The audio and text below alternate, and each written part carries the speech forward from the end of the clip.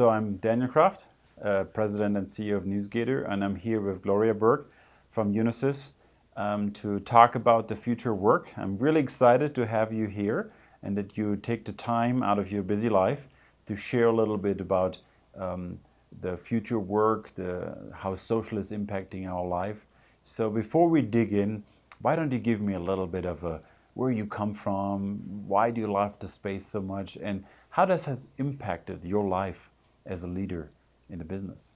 I've been at Unisys for about 3 years. I was brought on board specifically to create a social business strategy. Our CEO felt from his experience that social was the future of business. And as he put it, the train is fast leaving the station, and I just don't want to be on it. I want to be in the front car. So I got from the initial conversations with he and with the leadership at Unisys that they were totally behind a social business enterprise.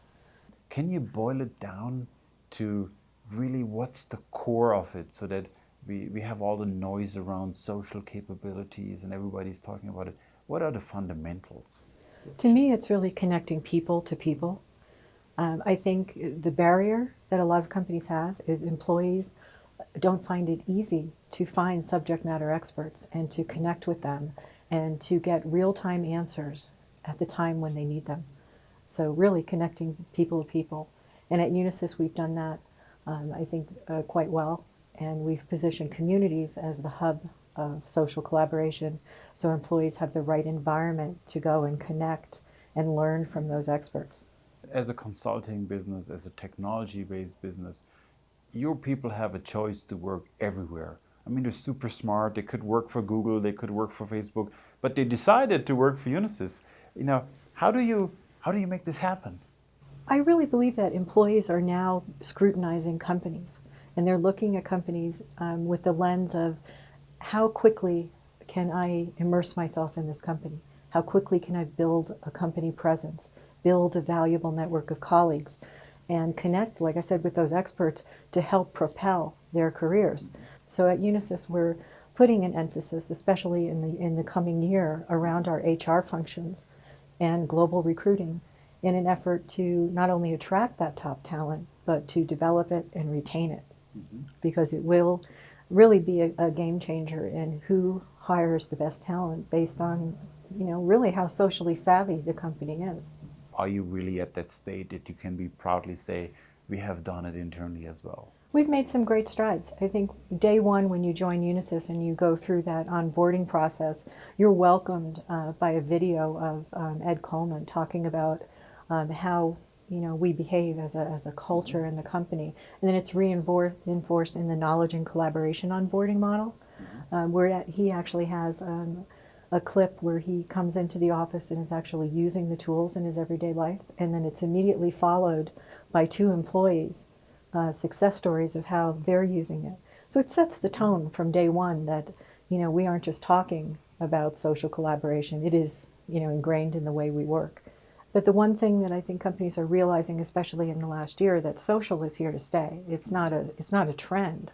You need to be social in order to be competitive in the business landscape as we look toward 2013 and beyond. If you aren't, I hate to use the term, but you're going to be a dinosaur. So you said social is going to make you more competitive. Is that something that you experience already? Do you see that you're winning more deals, that you're being better with customers, that you're providing greater services to your end customers? In previous time, if a client asked a question of you and switched subject matter expert areas, from one solution and offering to another, because, in reality now, salespeople cross-sell.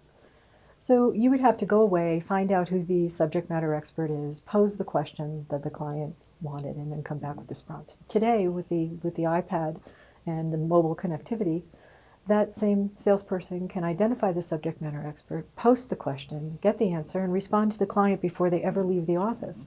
That's marketplace agility. That's increased client satisfaction. That's a game changer in the market, and that's competitive advantage. A question I get asked a lot, so why don't I ask somebody who does it every day, is should we have social as an isolated technology, or should it be something that's integrated into your ecosystem of the business? Oh, definitely integration.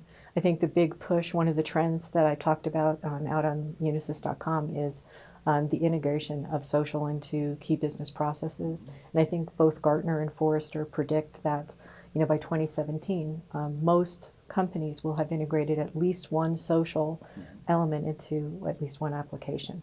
And I think that's, important to know that, the integration is, where the value is going to come from. Social is making us better companies and making our life better?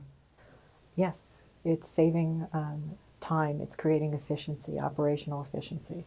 It's enabling employees, and I think this is a big one. It will enable employees to learn on the fly.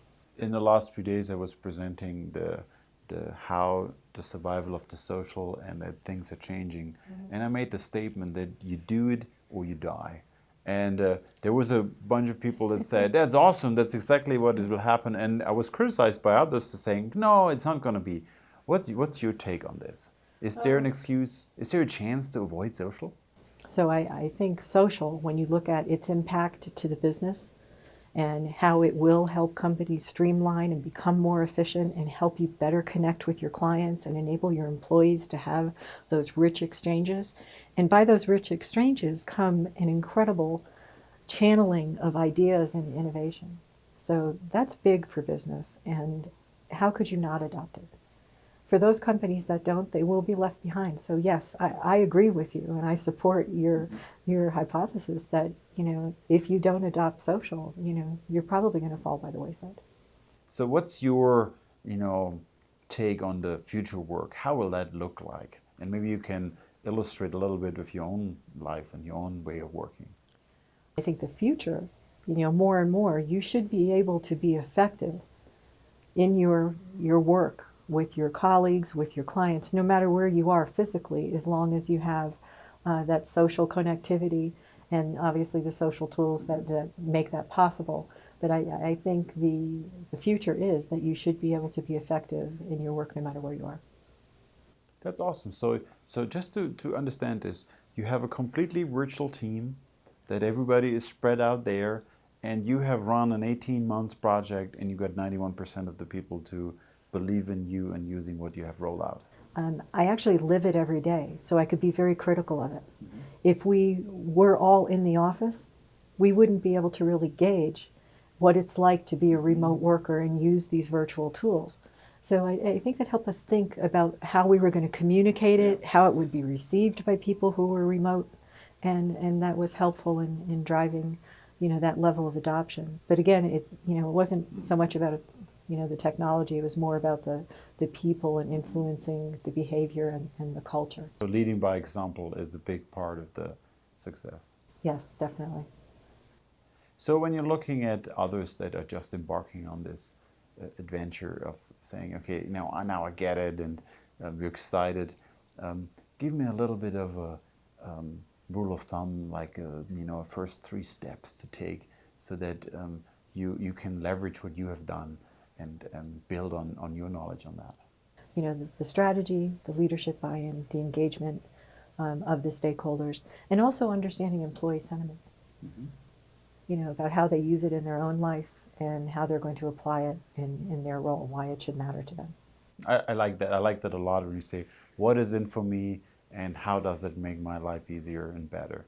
It's a very wonderful summary. And I think also not hearing it from your IT team or not hearing it from marketing communications, but using peer-to-peer dialogue.